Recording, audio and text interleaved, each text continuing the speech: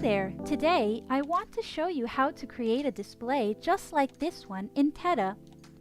First of all, let's change the background. So, let's click on Add to Body and then add a container to our app. Next, let's modify the color by clicking on Fill, thanks to this button, and proceed to change the color from black to white. Let's confirm, and we successfully modified the display's background color. At this point, let's proceed to create the app bar. In order to insert the app bar, the first thing you have to do is go on Scaffold and enable it by clicking on Show App Bar. At this point, a black bar will show up on our app, which can easily be changed by inserting within the app bar a container and proceeding this time as well to modify the color. Let's confirm and move on to changing the height of our container. Let's go on Height, enable it, and set a specific value, for instance 100. Next, let's go place our icons or even our images like our profile picture. Let's go on Add New following the container and add the row logo. Remember, a row can contain multiple objects. Now, let's add our icon, for instance to switch back, and our image, which will represent our profile. Next, let's change the various parameters. First, let's go on Row and set the main axis alignment to Start and the cross-axis alignment to Center. Now, let's change the icon and, for instance, look for an arrow that can hint to switching back. Let's scroll down through all of the Font Awesome icons and choose this one. At this point, let's change the size, for instance from 24 to 32, and move on. Now, let's change the profile picture. We will not be able to see the image of our app until we have set the size. So, let's go on Image, on Width, and set the width to 32 pixels. The same goes for the height, 32 pixels. Next, let's set the border radius to make the image round. Again, let's set it at 32. And we're set! We've created a profile picture. We can also make it bigger, for instance by setting the height to 48. We can see the changes in real time. A previous video on our channel explains this. You can find the link in the info or in the description box.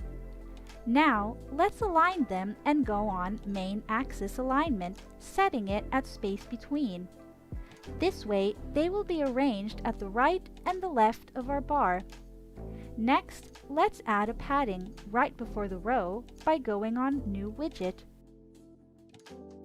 We can now set a parameter both at our right and at our left, say at 24. Alright, let's try putting it lower. So, let's go on top and for instance set it at 24 pixels. Perfect! Our app bar is now finished. Now, let's go change the center of our app by moving towards the container and adding our widgets. For example, we can add a column to create a vertical element. Remember that just like the row, the column can contain multiple children, so we could almost create our whole display. For instance, let's add a text, then a row, because we can cross our widgets, meaning that we can put a row in a column or a column inside a row. So, let's go place our text, which for example can be our menu. Now, let's start changing our parameters. Let's go on Column, then Axis Alignment, and set it at Center. Next, let's modify our text parameters.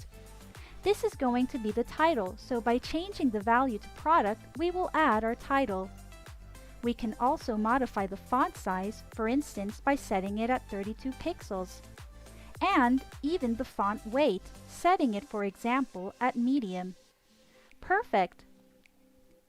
Now, let's add a padding right before the column. This way, we can tell our objects apart from the app bar. Moving on, let's add a padding top value of 24. We now have adequate space between the app bar and our widgets. Next, let's create our menu. By accessing our text within the row, we can begin our adjustments. First of all, let's access our rows parameters and set the main axis alignment to space between, as seen previously. Now, let's go on our column and make sure the container covers the whole width of the app. So, let's set our cross-axis alignment to stretch. Perfect! Next, let's go set our text alignment. We will have to access the title and give it a central alignment, as we can see in the Text Align section. To then modify our menu, all we need is a padding. So, right before the row, let's place our widget. And, as seen previously, let's set our left and right padding values to 24 pixels. Let's also add a padding top value to tell it apart from the title. And we're set. Our menu is almost done. Let's go change our parameters. In this case, the first text, the second text, and the third text.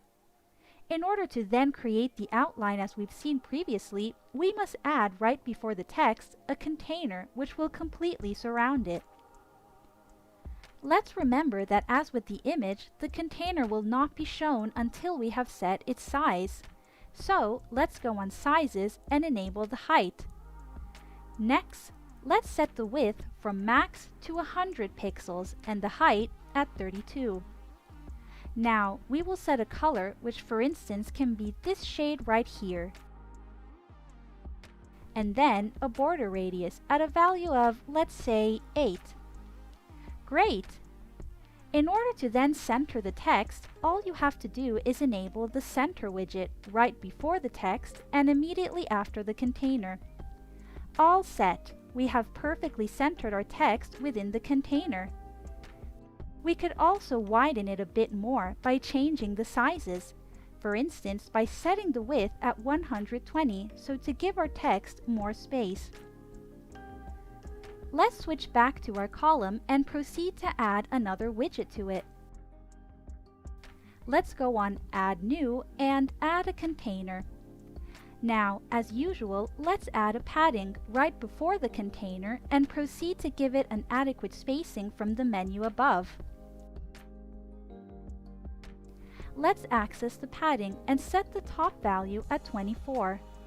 Let's also add the same value on the right and on the left. We successfully added adequate spacing for our container. Now, let's modify it directly. So, let's access its properties and change the height to, say, at 350 pixels.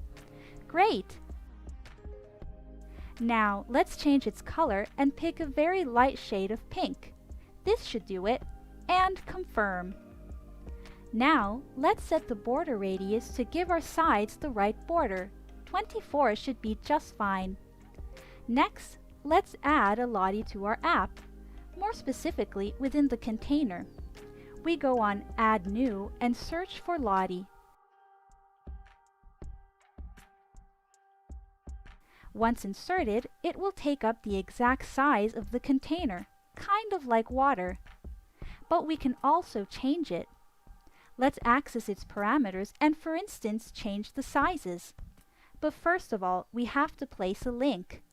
We can either add a Lottie directly from the Lottie website, already done, or we can create one in After Effects in the Adobe Suite and manually add it to our Lottie profile. Next, we take the asset link and place it inside our text box. Now, let's press Command A to select everything, delete it, and Command V to insert it. As you can see, we have placed our Lottie very easily. Let's move on with our app. Let's make our container bigger to show our Lottie better. So, let's go on Height and now set it to 450. Perfect! Now, let's add our button bar to our app. As with the app bar, we have to enable it within the scaffold. So, let's add a container within the bottom bar widget. We can set a given size by selecting the height and setting it at 80 pixels.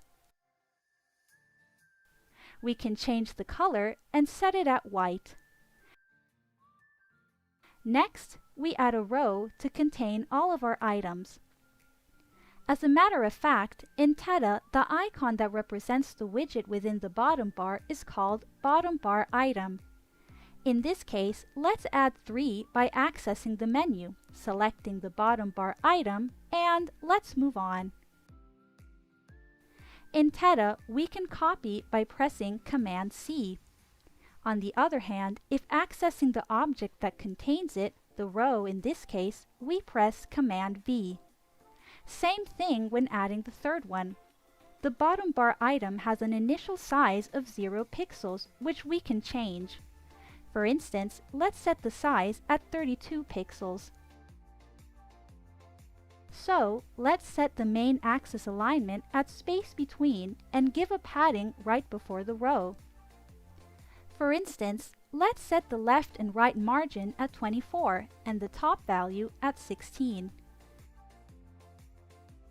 Let's go on the first bottom bar item, which can contain both an icon and a text. If we insert the text in our value field, the text will be placed within the bottom bar. But in this case, we will only be using icons, so let's go select the icon we like best. Let's search for Home, scroll down, and select our home. Next, let's access our second bottom bar item. Go on Item, scroll down, and select the one we like best. This one, for instance. Finally, when going on our third bottom bar item, let's select a last icon. For example, this one, which is our image. Perfect! Let's now change the color of our 3 icons. For example, by choosing this lighter shade of gray. We can also copy the hex code, and our app is all done. In just a few simple steps, we have created our application's display. If you have any questions, don't hesitate to write them down in the comments section. If you want to see other Teta tutorials, don't hesitate to visit our YouTube channel. See you next time!